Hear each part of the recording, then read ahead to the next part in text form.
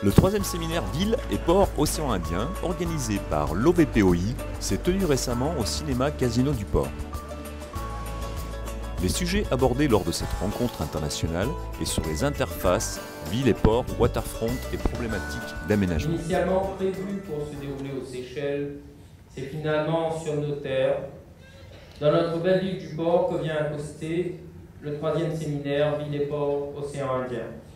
Nous ne pouvons que nous en réjouir, tant pour l'intérêt que nous portons aux travaux de notre observatoire, que pour la qualité de nos partenaires participants à qui nous avons voulu réserver le meilleur accueil. Nos villes, ports, pour certaines, sont déjà des acteurs incontournables de ce bouillonnement économique. Je veux citer l'exemple de Durban avec son nouveau port aux allures pharaoniques. Monsieur Andrew Matter nous parlera de ce projet et nous dira combien il est essentiel d'anticiper ces grands mouvements mondiaux afin d'y prendre part. Mesdames et messieurs, l'Observatoire des villes et ports de l'océan Indien est une association née à la fin de 2009, sous l'impulsion des villes du port de la Réunion, de Durban, de Tamatave et de Port-Louis. Il poursuit 3 objectifs principaux. Il veut d'abord fédérer en un réseau les ports et les villes portuaires qui sont les nœuds polarisants de la mondialisation. Il veut aussi structurer leur collaboration afin que naisse un sentiment d'appartenance à notre région du sud-ouest de l'océan Indien. Il veut enfin développer une réflexion et promouvoir des actions sur les problématiques de développement propres à cette région. En 4 ans, notre réseau s'est étendu. Le nombre de ses membres est passé de 4 à 21, les pays représentés de 4 à 11, soit les îles du sud-ouest de l'océan Indien et 3 pays côtiers de l'Afrique orientale et australe, mais aussi des pays du grand océan Indien comme l'Australie ou l'Indonésie.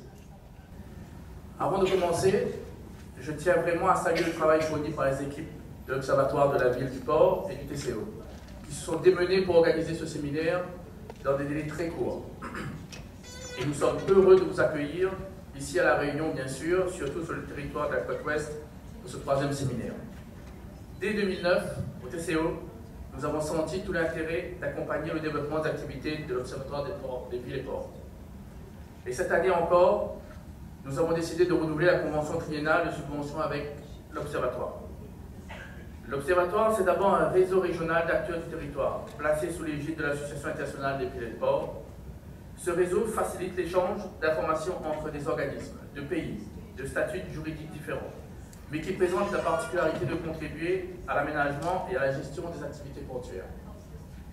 C'est le cas du TCO, qui a notamment en charge la zone d'activité économique arrière portuaire du Port-Ouest, de la rivière des Galets, mais aussi depuis le 1er janvier 2014, la gestion de la zone d'activité portuaire du port de Plaisance de Saint-Lô. Cette année aussi, le TCO a créé son office du tourisme intercommunal, dont je salue la présence de Patricia Machado dans la salle, qui est la nouvelle présidente, qui coordonne notamment l'accueil des croisiéristes de passage à la Réunion. Je profite de l'occasion pour saluer les études réalisées par l'Observatoire et qui permettent à nos services de s'appuyer sur les diagnostics du territoire et les échanges de bonnes pratiques. Au cours de ce séminaire, les études sur la filière pêche et l'aménagement des fonds de mer seront restituées. Cette problématique qui nous intéresse tout particulièrement au TCO dans la perspective de la réalisation du projet Écocité qui vous sera présenté cet après-midi. La notion que vous allez voir de projet Écocité, c'est un grand mot qui est en fait un label qui a été décerné par l'État français en 2009. Environ 13 projets sur l'ensemble du territoire national et un seul en Outre-mer. Nous, on considère que ce projet vient acter le travail qui a été bien fait depuis quelques années, mais qui nous oblige aussi à être performants pour l'avenir. Le passage à l'opérationnel représente environ 50 millions d'euros de projets sur le passage à l'opérationnel. Nous avons couplé les 2 approches pour pouvoir avoir des cabinets d'ingénierie suffisamment solides pour répondre à ce projet. L'objectif, selon les préceptes du développement durable, d'avoir une ville-jardin avec de la proximité de nature, puisqu'on va forcément construire en densité, c'est le 2e point. Donc il faut continuer à avoir ce lien à la nature pour les effets bioclimatiques et les effets sociologiques. Le projet de Cambet, c'est une grande réserve foncière qui a un potentiel de développement très important. Ce développement urbain doit s'axer autour des parcs agricoles et urbains qui permettent de poursuivre cette logique de descente des montagnes vers l'océan par la logique est-ouest des ravines. Enfin, c'est fabriquer des continuités de parcours paysagers entre les trois villes pour assurer le lien dont je parlais tout à l'heure. C'est vrai que nos villes se sont développées une fonction de zoning assez marquée, avec des spécificités que j'ai évoquées tout à l'heure. Comment le grand paysage et le paysage quotidien peut permettre de relier ces espaces qui ont quand même des connotations très marquées et très différentes. 3 sites à enjeu ont été identifiés qui permettent, vous allez retrouver la logique. Donc le site numéro 1, c'est comment on met en valeur ce grand paysage de la rivière des Galets et comment ce paysage nous aide à aller chercher les basses pentes de la commune de la Possession pour les réintégrer à la vie du cœur d'agglomération. Le site numéro 2, c'est la partie sud. Donc là, on est sur une seule commune, on est sur la commune de Saint-Paul.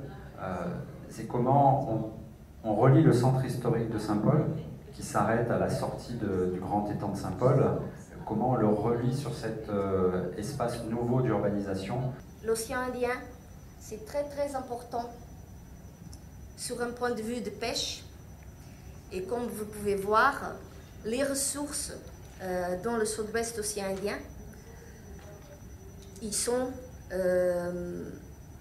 présents